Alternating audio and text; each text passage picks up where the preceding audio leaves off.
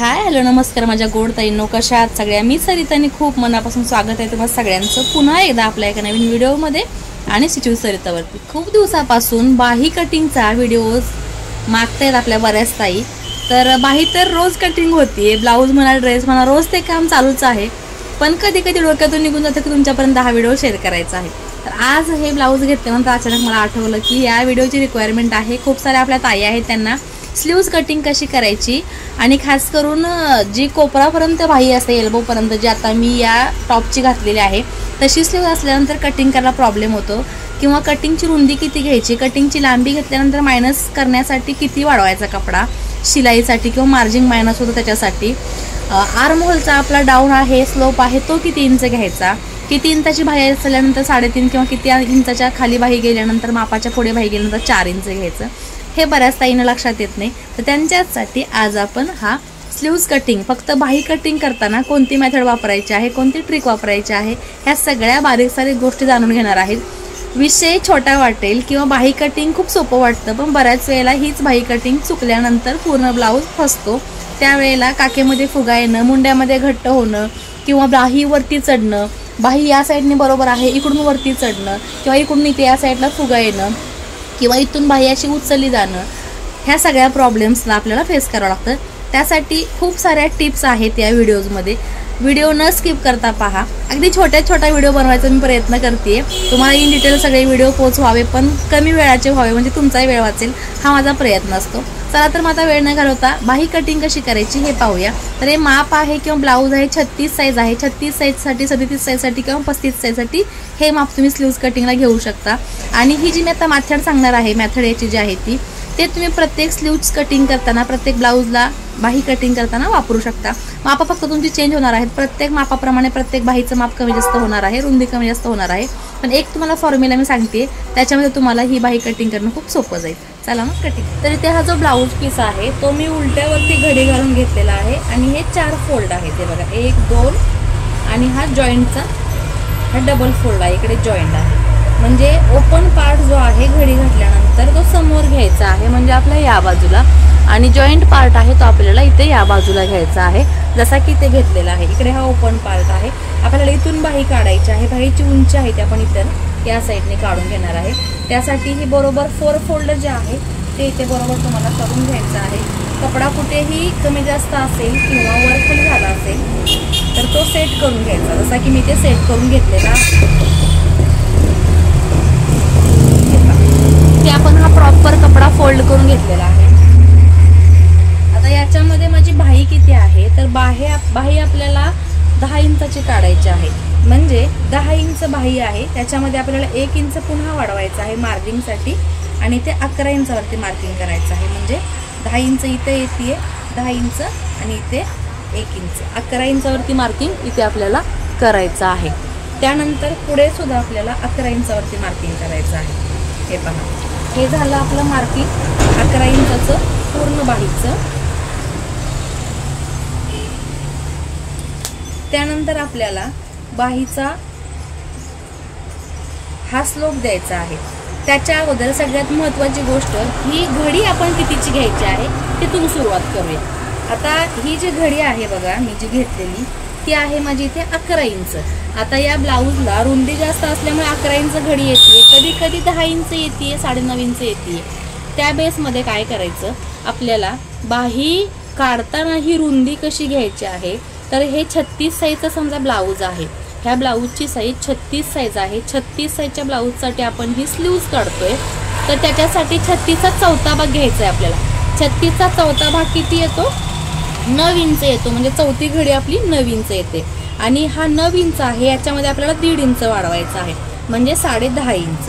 आता ही जी घडी आहे ती इथे मला 10.5 इंचावरती घ्यायची आहे।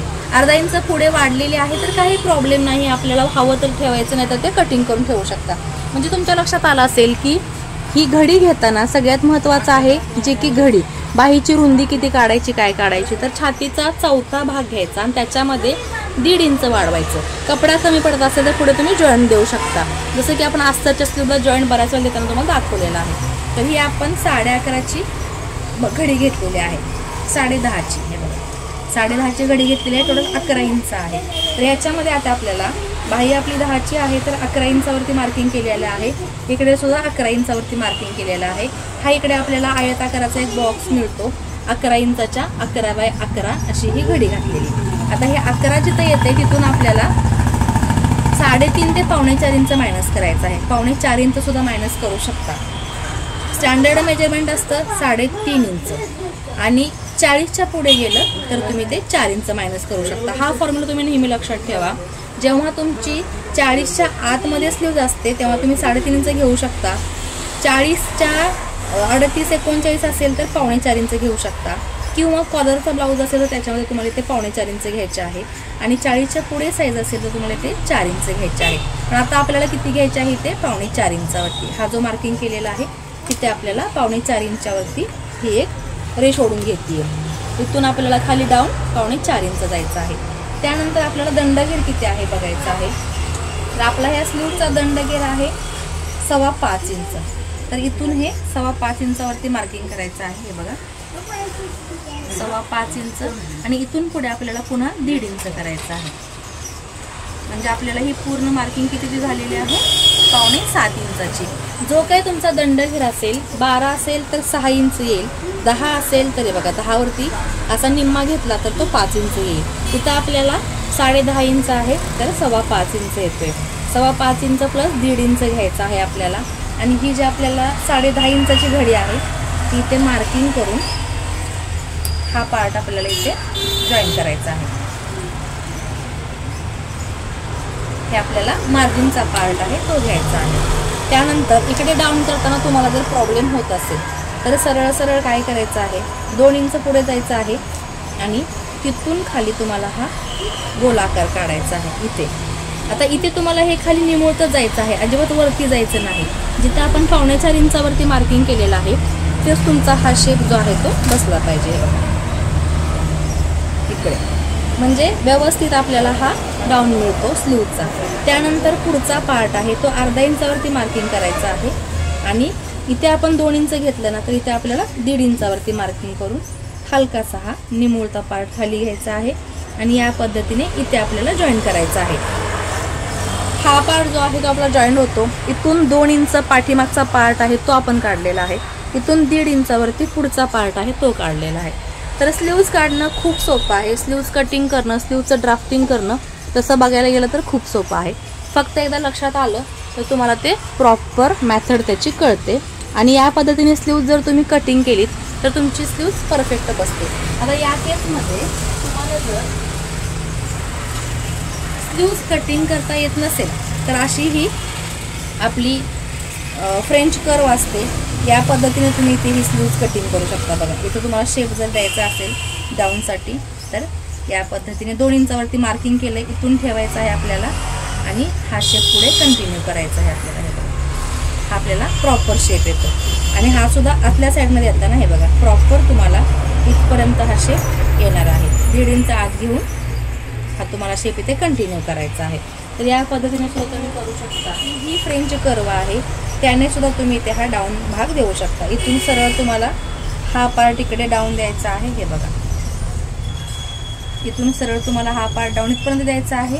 त्याच्या पुढे तुम्हाला पट्टी उलटी करून पुन्हा हा स्लोप द्यायचा आहे. या सुद्धा पद्धतीने तुम्ही ही स्लीव्ज काढू शकता. तसंच तुम्हाला फ्रंट साईडचा सुद्धा डाऊन द्यायचा आहे.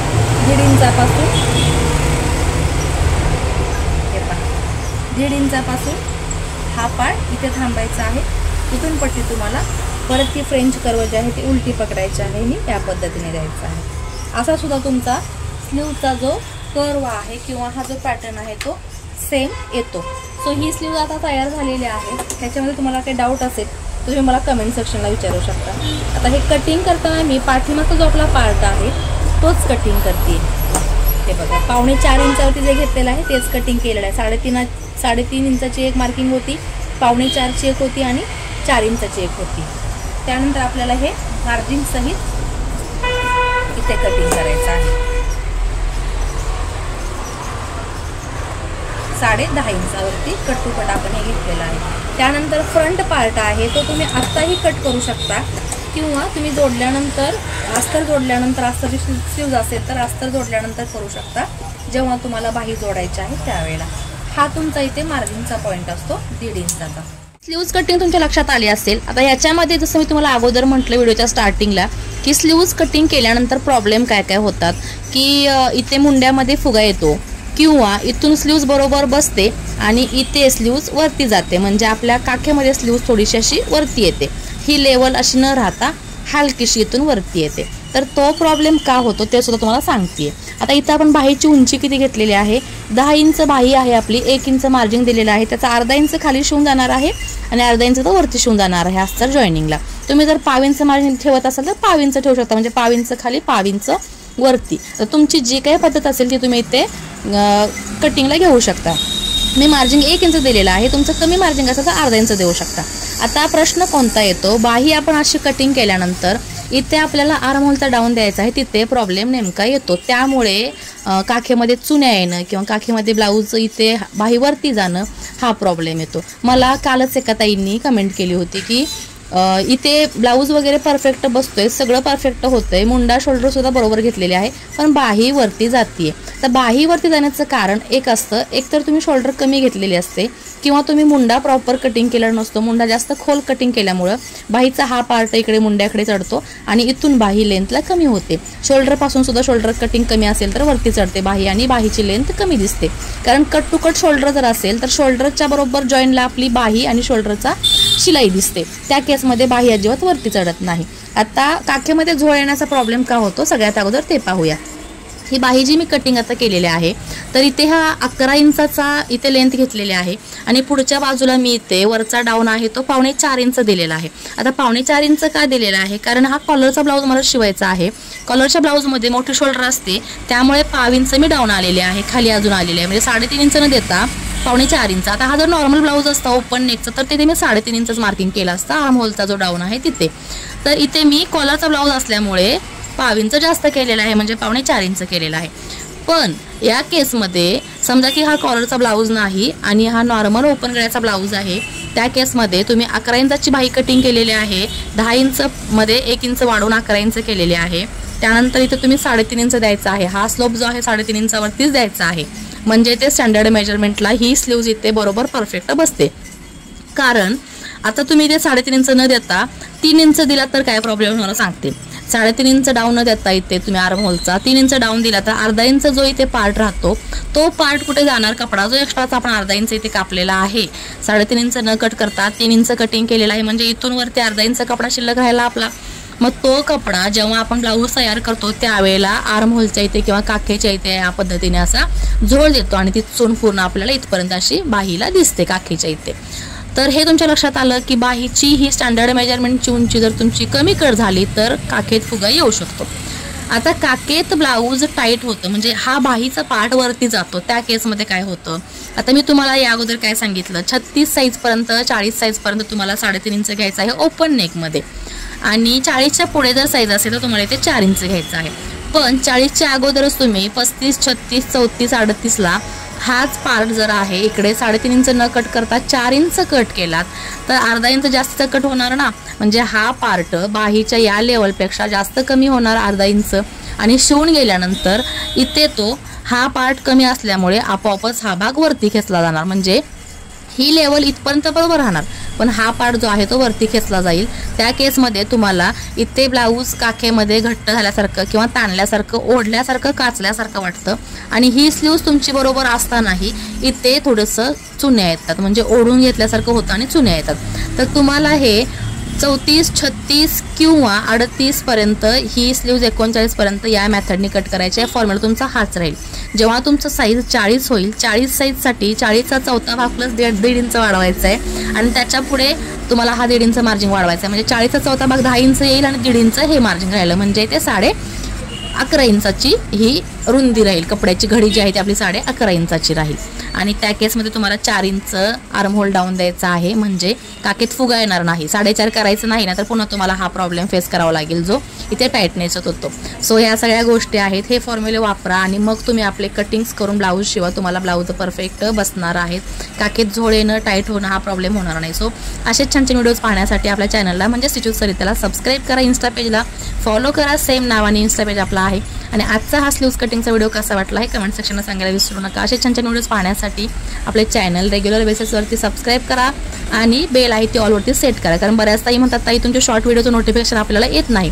तर एकदा अनसबस्क्राईब करा आणि पुन्हा सबस्क्राईब करा. बेल आहे ती ऑलवरती सेट करा म्हणजे तुम्हाला सगळ्या व्हिडिओचे लॉंग शॉर्ट व्हिडिओचे नोटिफिकेशन येत राहतील. सो पुन्हा भेटू अशा छानशा व्हिडिओमध्ये. Bye bye.